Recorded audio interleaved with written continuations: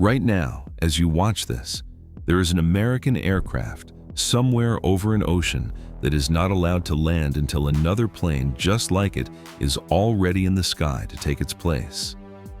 Its crew is flying tight, endless circles, banking hard onto one side, again and again for hours, while a steel cable nearly 5 miles long trails out behind them toward the water. That cable is how they reach submarines nobody else can talk to. And the reason they never stop is simple. This plane exists to survive the end of the world, and to make sure that if it ever comes, the order to respond still gets through. Its crews can stay up there for 15 hours at a stretch, and in a real crisis, 3 full days without ever touching the ground. This is the E-6B Mercury, the plane they call the Doomsday Plane. And almost nothing about life on board looks like the movies. Here is what makes it so strange. Most military aircraft are built to go fast, or to hit something, or to vanish from radar. The Mercury does none of those things. It is a converted Boeing 707, older than most of the people who fly it, and its entire job is communication. If every command bunker on the ground were wiped out in a nuclear attack, the people inside this aircraft could take control of America's nuclear forces, the missiles, the submarines, the bombers, and pass the order to fight back. That is not dramatic license, it is the written mission, which raises a question almost nobody thinks to ask. What is it actually like to live inside a plane whose entire purpose is to outlast Armageddon? And later, the single strangest thing on board, a system that lets a Navy plane fire an Air Force missile. Let us get into it. To understand the crew, you have to understand the 2 jobs the plane does, because they shape every hour in the air. The first is called TACAMO, short for Take Charge and Move Out. Submarines carrying nuclear missiles hide deep underwater, silent, because the moment they surface, they can be found. But a submarine that deep cannot hear an ordinary radio. So the Mercury solves it with brute physics. It reels out that 5-mile antenna and broadcasts on a very low frequency, a signal strong enough to punch through seawater and reach a submarine running deep beneath the surface. Think about how hard that is. A submarine's whole advantage is that no one knows where it is, so it cannot just raise an antenna to check for orders. It stays deep and trails its own long wire, and if it is still too far down, it floats that wire up on a buoy while staying hidden. The most powerful weapons on Earth, reached without ever revealing where they hide. The second job is heavier. It is called looking glass, and it turns the aircraft into an airborne command post. If the people in places on the ground that would normally give the order are gone, the battle staff on this plane can give it instead. And here is where the flying gets genuinely brutal. For that antenna to work, the wire has to hang almost straight down, pointing at the ocean so the signal can dive into the water. A cable dangling from a moving plane does not want to do that, so the pilots force it.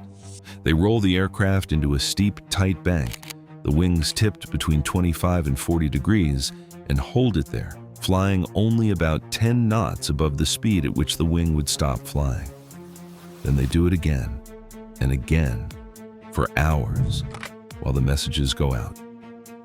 Picture being belted in, the aircraft leaned hard on its side, the horizon tilted and staying that way hour after hour, flying deliberately close to a stall the whole time. That is a normal shift. And the turns are only the part you can see from outside. What happens inside the cabin is stranger. Now, the Navy does not say much about the small human details of life on board, the exact bunks, the exact meals. This is a nuclear command aircraft, and a lot of it stays behind closed doors. But the shape of the day is no secret, and it is punishing. A standard mission runs 15 hours or more. The crew is a mix. Flight crew up front keeping the old airframe in the sky. and behind them, the specialists and battle staff, whose whole reason for being there is to be ready to send one message they pray. Every single day, they never have to send. They work in shifts, because no human can stay razor sharp for that long straight through, and they eat what they carried aboard, and they do it far from home. The squadrons are based in Oklahoma, but the planes stand alert over the Atlantic and the Pacific, so that wherever a crisis began, one is already within reach. When the Mercury deploys, it goes out for stretches of around 15 days, and each crew is self-supporting. Everything except fuel and fresh food comes with them. There is no resupply run to a command post at 40,000 feet. And 15 hours is only the routine version. Because the Mercury can refuel in mid-air, it does not have to come down when the tanks run low. In a real crisis, it can stay up for 72 hours, 3 full days and nights in the same tube of aluminum, taking on fuel from tanker aircraft again and again, circling the whole time. At that point, the thing that forces the plane down is not fuel and is not the mission. It is the people. The limit is how long human beings can keep functioning and how long the engines can run, not how far the plane can fly. Sit with that. This is an aircraft designed so that the weakest link in a 3-day nuclear vigil is the exhausted crew inside it. And think about who those people are. The battle staff in the back are the human beings who would, in the worst scenario imaginable, help carry out the single most consequential order in history, and then live with it. Every shift, they train for it and hope it stays a drill.